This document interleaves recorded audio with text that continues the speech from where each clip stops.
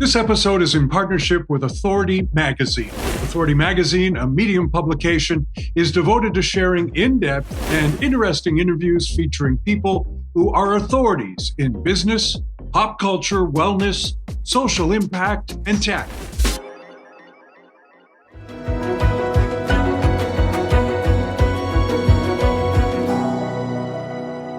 For 40 years, she delivered the news. She was a popular and trusted friend. Then broadcaster Jayne Pritchard had to learn how to cope with cancer, and yet she still kept moving forward. Today, Jayne continues her journey as a speaker and counselor for others battling breast cancer. Well, Jayne, welcome to Believe in People. It's an honor to be here with you. It really is. How did you find out about me? Oh, we have our ways to find out about anything. As someone who spent his life, meaning me, in television business, it wasn't very hard to find out about someone like you who also spent her life in the television business, in television news. And I wanted to start off by asking you whether or not you were always a curious person. And is that one of the reasons why you landed behind the anchor desk? I suppose I am, really. I like connecting with people. And the very first thing I did at the TV station was host a daily half-hour talk show.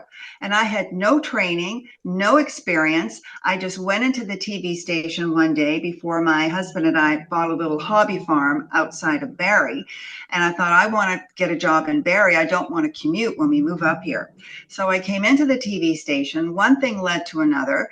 I had a couple of interviews about working in the promotions department. Nothing happened for a few months. Then I got a call saying, would you like to talk to us about hosting this daily half-hour talk show? And I thought, well, I'll never get the job. Why would they hire me? I've never been on TV before in my life. I didn't go to college for it.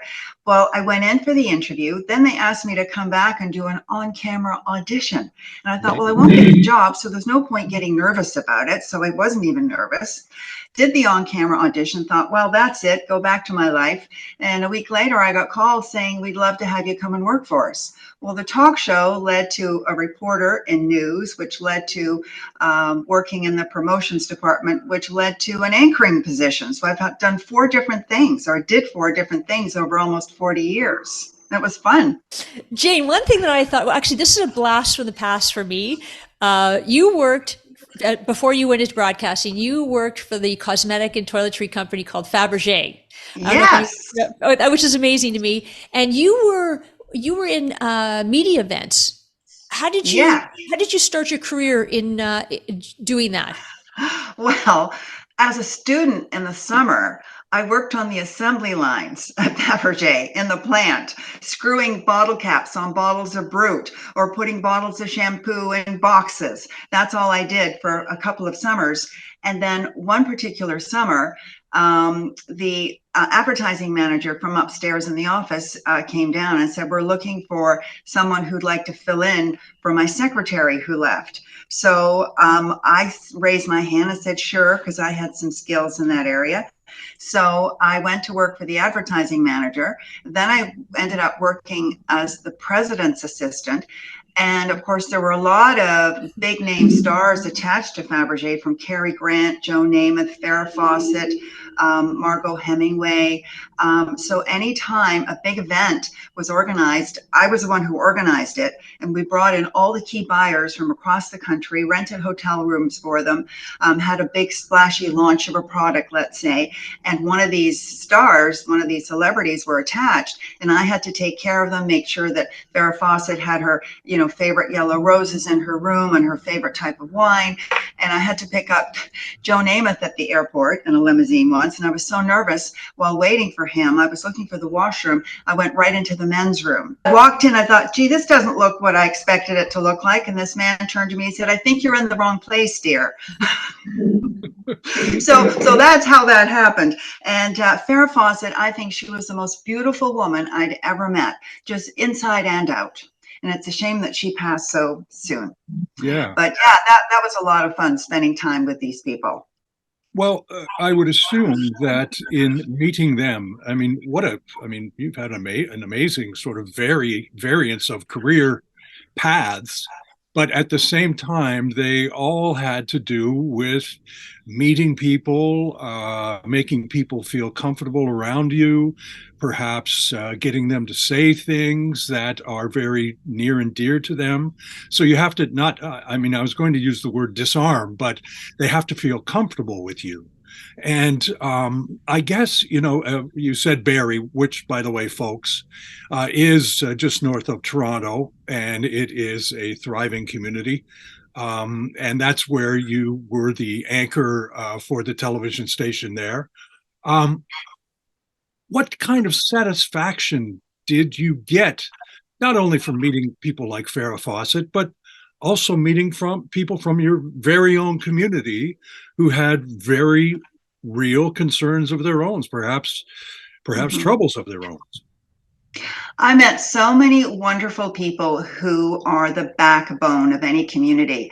Particularly when I was doing the talk show, I would support a lot of community groups like the United Way that was launching their fall campaign, for instance. So I met those types of people. And when it came to the news and anchoring, I looked at it as a real privilege to be able to be welcomed into people's homes every evening. That's a very personal relationship. And I got a lot of positive feedback in the community, which was very rewarding. But it was a rewarding job, and it was a privilege to do what I did. And I learned so much. When you're in news, of course, you learn what's going on locally, nationally, internationally. I had a front row seat to everything that was going on everywhere. Sometimes it was a bit much, but sometimes it was good too. Jayne, in your 40 years in broadcasting, that's really something. I'm sure there are a few many experiences that really stand out for you.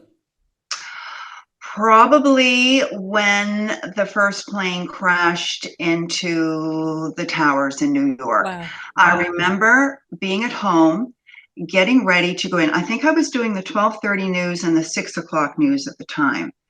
And so I was getting ready that morning, and I was watching Regis and Kelly, and they had announced that something had happened in New York in the Twin Towers. And I thought, uh-oh, this is big. I better get ready early and get into work early. And before I even finished the thought, I got a phone call saying, can you be here as soon as possible? The 6 o'clock and 11 o'clock anchor, he was brought in early. And it was a very long, traumatic, emotional, dramatic day. So that stands out. But on a lighter note, when I was doing the talk show, I interviewed 3,400 people, and there were two women who really stood out. One of them was Roberta Bondar, the first Canadian woman in space. And we had a lovely chat about how, as a child, she would look out her bedroom window at night up at the stars and say to herself, one of these days, I'm going to get there. She said when she got back from space, she didn't need her glasses anymore, and she was taller. Wow. Jayne, I've just actually returned from a little sort of guest lecturer thing at the University of Missouri, Mizzou. They have the oldest journalism school in the world, if you can believe it. But something that you just said reminded me of something that's in their creed, the journalist's creed. And almost at the very top, it says, I believe that the public journal is a public trust, that all connected with it are, to the full measure of their responsibility, trustees for the public. And that's why, one of the things I often say is that, all news is local news. And you just reflected on the fact that you came in on 9/11. And that's a very good example of it, because all communities everywhere are affected by these sorts of stories, the same sorts of stories that are taking place horrifically and sadly in our world right now. But you seem to have been able to be the voice or the conduit through or for the local community, no matter where these events were taking place. The United Way is an absolutely essential service in a community. Roberta Bondar had the entire world watching her, the entire country watching her. What is it about your personality that allows you to sort of juggle these things all at the same time? That's a good question, Kevin. I really don't know. I think I just take everything in stride. Which we'll I talk about in a minute. Yes, and I think I just am in the moment, try to be, and I have the utmost respect for people who are working for their community in whatever capacity, and I appreciate people, and I appreciated the viewers that I had over the years. And actually taking things in stride, Jayne, you wrote a book called Breast Cancer After the Diagnosis, where you explore alternative therapies and things that motivated you to get yourself healthier because you were diagnosed with breast cancer. Can you share that experience? Absolutely. Well, one of the messages in my book that I want everyone to take away is never put off getting tested. Whatever diagnostic tests you need, men or women, get it done. Because how I found out about my breast cancer diagnosis was actually a blessing, because I was going to put off getting my mammogram for another year. And I thought, oh, I'm healthy. I take care of myself. I don't feel anything. They never find anything. Oh, I'll put it off for another year. It's such an inconvenience. I'll have to take time off work. And then I thought, well, what would I tell my family doctor if he said, why didn't you go for your mammogram? So I thought, well, let's be grown up about this. Yes, I'll go and get it done and be responsible. So I had the mammogram. Then I was called back for another one. Then I was called back for a biopsy. Then I was called back for another biopsy. My husband was getting very worried, but I wasn't. I thought, oh, they just want to make sure it's nothing, and that's a good thing. Then I can carry on with life. Well, about 10 days after the second biopsy, I got a call from my family doctor from his vacation home in Florida to tell me I had an aggressive form of breast cancer in the early stages. So once I got over the shock, I realized what a good thing this was. It was found now, an aggressive form of breast cancer in the early stages. Maybe the outcome would not have been as positive. So I knew that there were alternative therapies out there, that I would not be doing certain things that were recommended, like chemotherapy. So I followed that path. I very successfully combined traditional Western medicine and alternative therapies. And because I did this so well, I was never sick a day, ever. I was sore and tired from 7 surgeries, but I was never sick.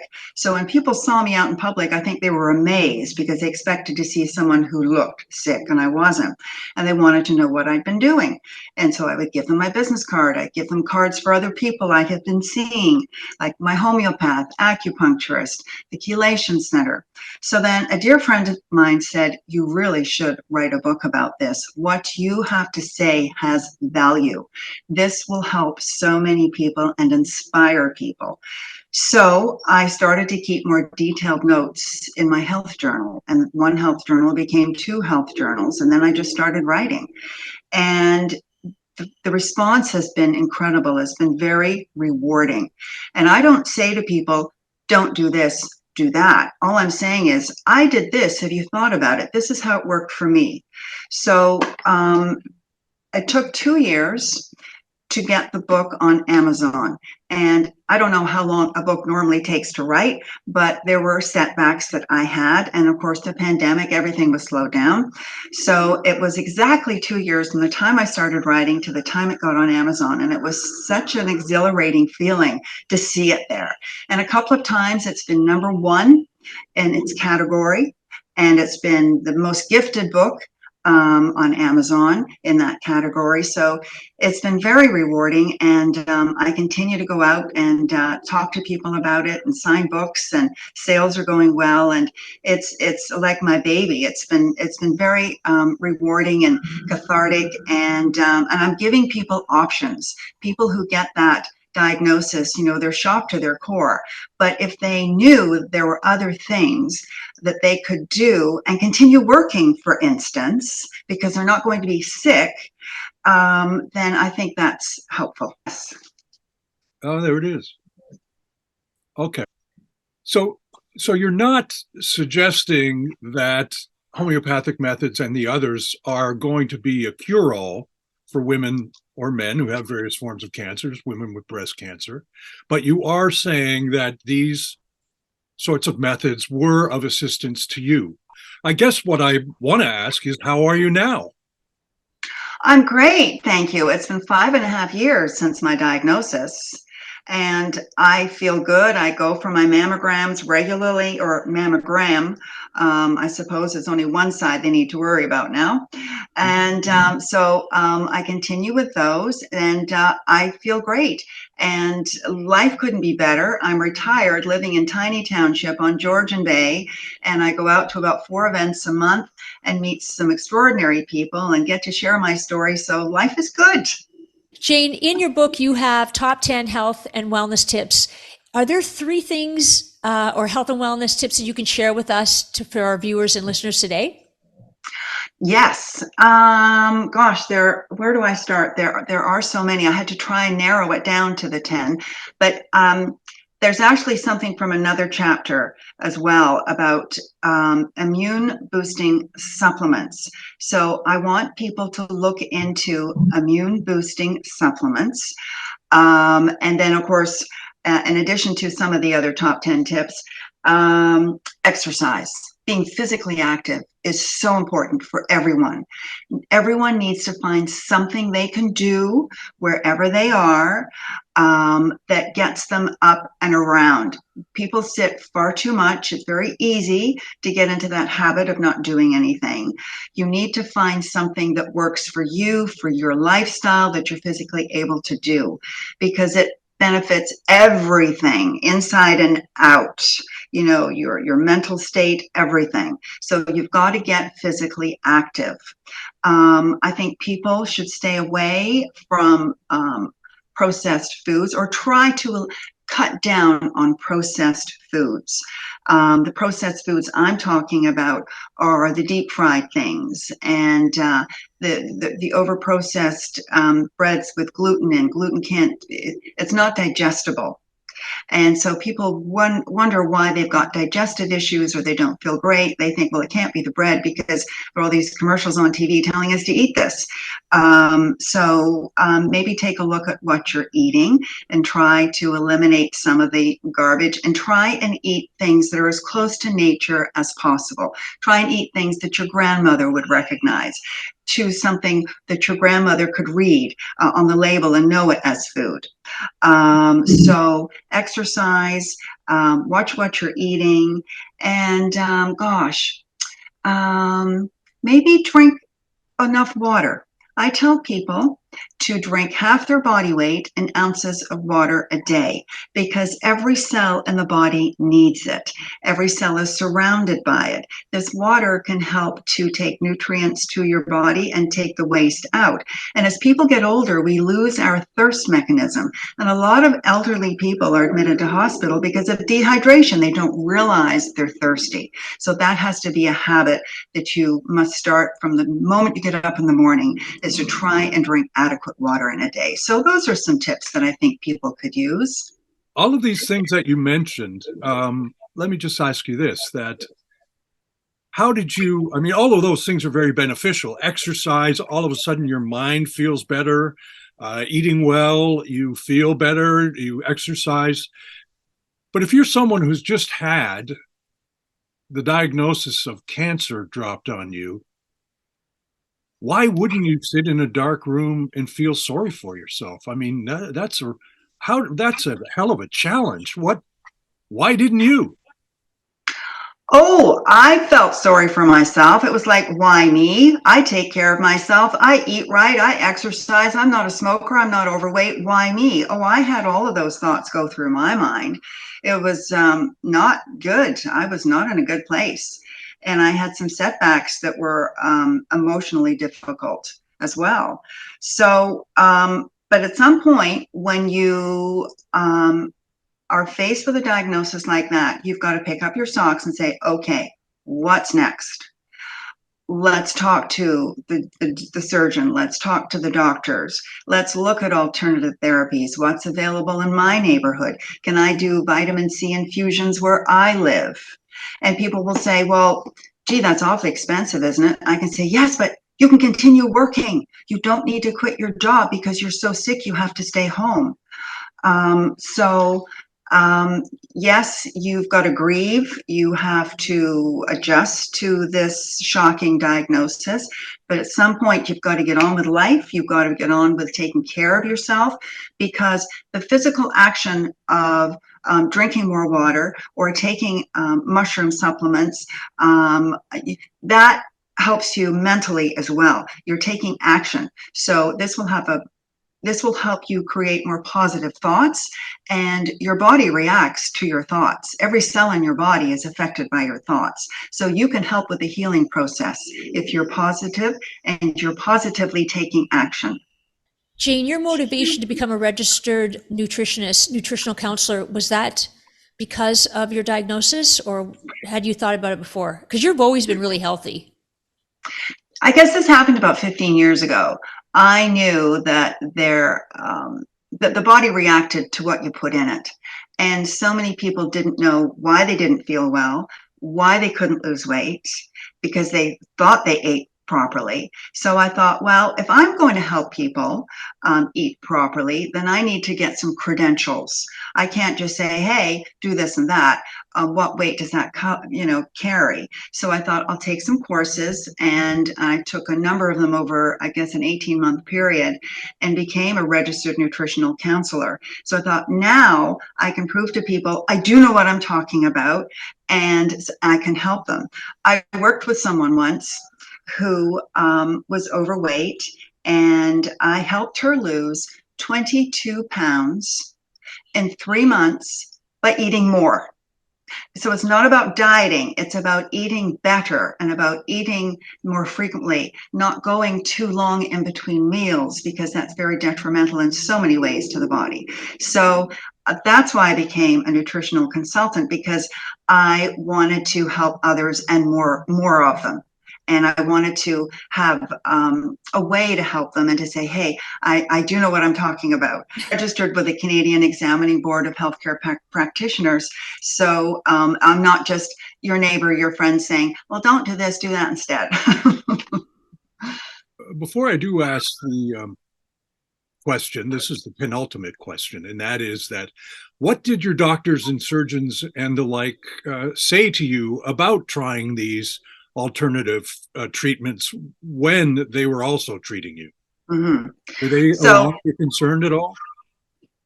My surgeon was very concerned. My surgeon wanted me to go through chemotherapy, and I had already decided I wasn't.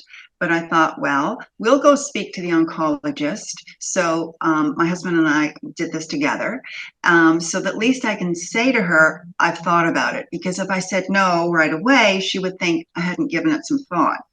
So I'm glad I went, because I got more information for the book.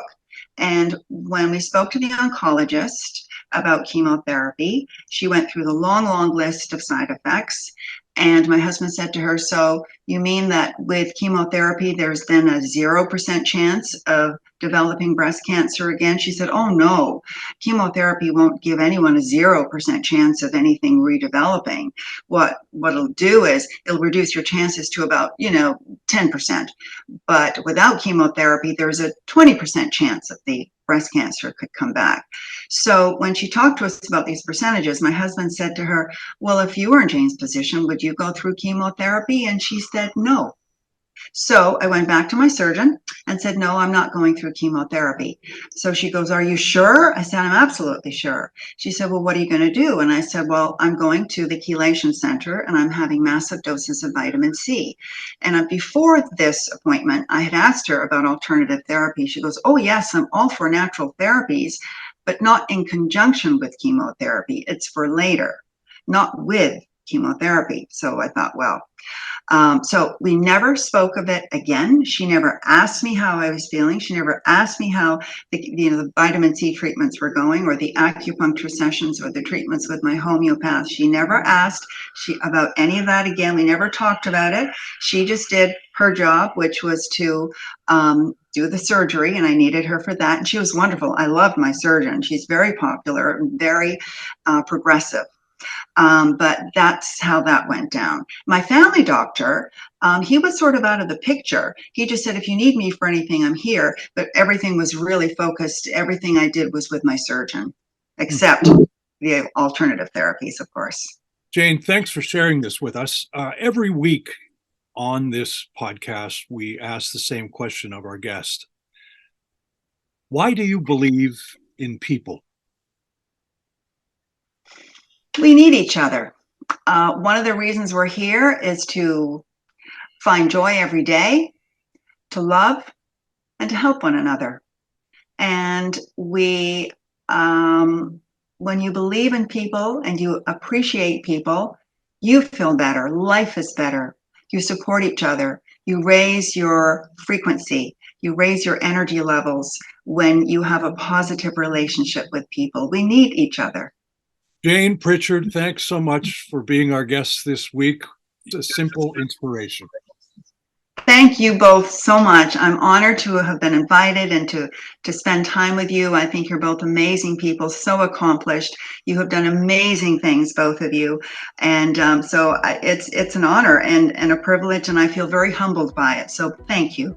Jayne, thank you so much for sharing your wisdom with us and the fact that you continue to help your communities and with your story and with your dedication and with your courage. So thank you so much. So great, Jayne. And Amy, the other point, which is a vital point that she made very early on in the conversation, is that if you are out there, go and get tested for whatever.